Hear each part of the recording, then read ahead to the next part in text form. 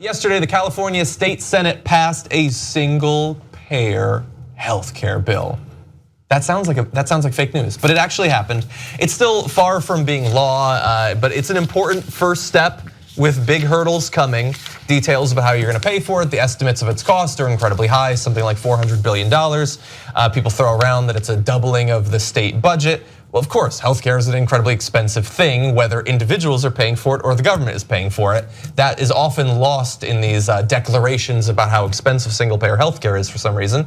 But now it is going to proceed to the assembly. More details are gonna have to be fleshed out about how exactly this would happen. But it does lay out a single-payer healthcare plan, a government-run healthcare plan for the sixth biggest economy in the world. And we have to give credit, by the way, to the California Nurses Association. That's the bill's lead sponsor, who organized demonstrations at the California Democratic Convention last month and made very vocal promises to primary incumbent Democrats who didn't support the bill. The nurses union is amazing. Oh yeah, everywhere. So ironic or appropriately, the nurses are coming to heal the country.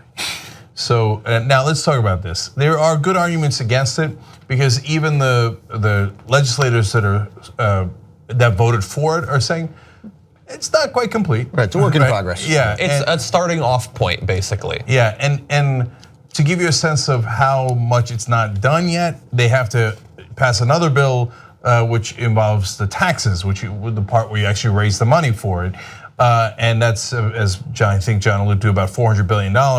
Although, if I could just run through one more graphic. So there's been various analyses of the effect of it, like what would actually happen if we switch to single payer, and one was how we would pay for it.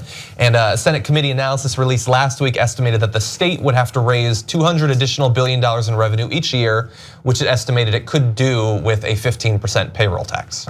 So I want to get to that in 1 second, but I just want people to understand, so in order to pass the taxes in California, you need a 2/3 vote in both chambers. Yeah. So the Senate has to go back and pass it by 2/3, including the taxes, and then the House or the Assembly in California has to also pass it by a 2/3 vote in order for it to come into effect. And obviously, the governor would have to sign it. And there's more than that because the voters then would have to vote on it, and the state would have to vote on repurposing their Medicaid and Medicare funds as well. So assuming that the federal government allows the Medicare funds to be used if they're allowed to, the state would. There are a lot of questions that have to be answered. Okay.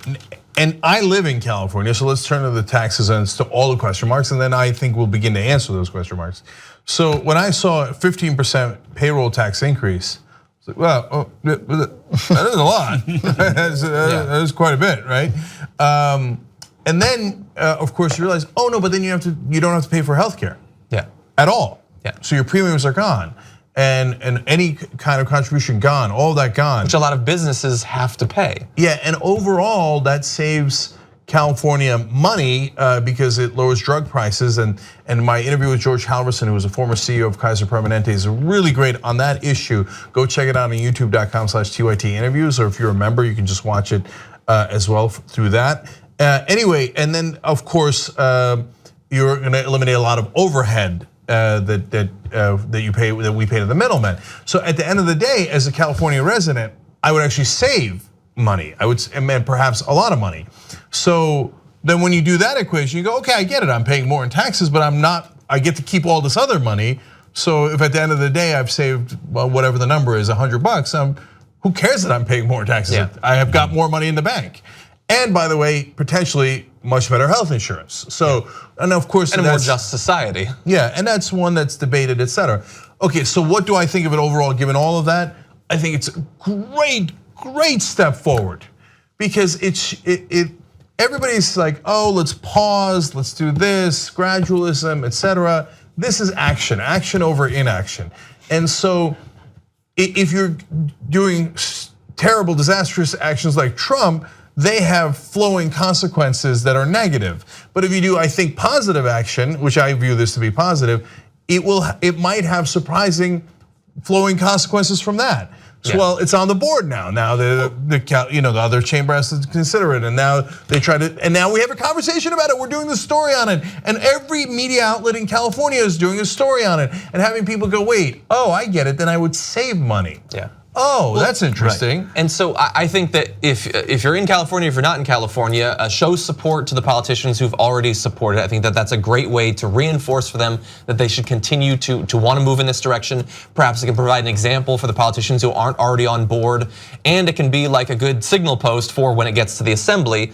But yeah, you did a great job of breaking down, like as a business owner, how this would affect you. And they'll throw around the 15% tax on a payroll, hoping that you'll never find out about the various money that you'll save. But then think about from the point of view of a business that now there's this one place, which is already a great state, but now a state where you will have health insurance. You will have people moving to this state to live here, to pay taxes here, to buy products here. And the people who would be spending hundreds or possibly thousands of dollars every month on their health insurance suddenly will have that money.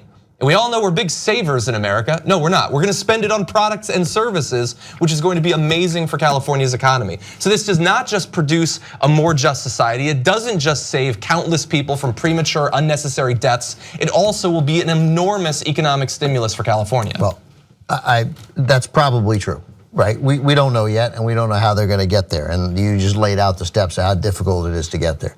But to Cenk's point, politically, it's a huge first step because it changes the nature of the conversation. The Senate in California has voted for it. Barbara Boxer, who claims, I don't really know whether it's true, but let's assume that she's telling the truth. I'm sorry, Nancy Pelosi, forgive me.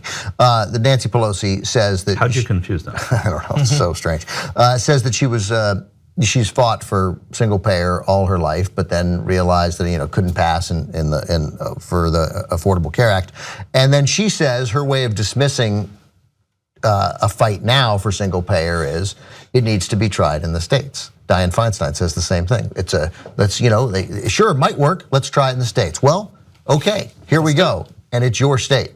And if it works, well, then the reason used by at least we know why Republicans will still be against it, but the reason used for most Democrats being against it, those who are against it, will evaporate, and I suspect that they'll come aboard. And I believe Pelosi more than I believe Feinstein on this in terms of their commitment, because Pelosi has at different times been committed to this. This is what's so great about this too, is that let's say it fails, right? Let's say it fails at the assembly or at the state or at the governor's desk or at the ballot box or in Constitution. It's still the place where it started. You had a legislative body vote for something that is good for people, and people are gonna look back and say, this is where it started, and government can actually come in and help.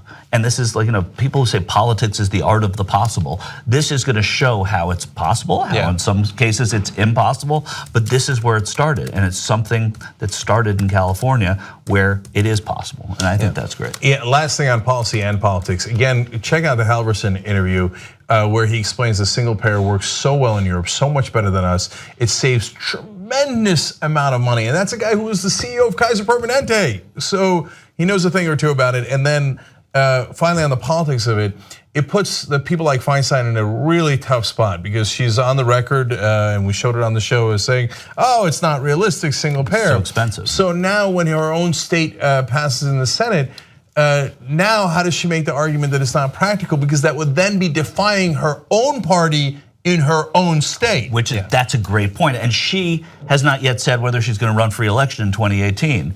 And this is another albatross on her back, so that if she does run, she probably amongst Democrats in a primary, if she gets primaried hard in California. She will. Well, she'll get primaried. It's hard to primary Dianne Feinstein in California, but she will. She will. I know I'm sitting next to someone who thinks it's easier than it is, and prove me wrong. But the point is, in practical terms, the politics are now that you have a sitting US Senator who may have to run, and this is an issue she's gonna have to talk about. That's great. Young Turks now has over 6 billion lifetime views. You know who did that? You did that. We're now larger than CNN, ABC, you name a news network online, we're larger than them. And you built all that as everyone scoffed and didn't believe. And here we are, guys, thanks to you. Build independent media together with us at tytnetwork.com/join.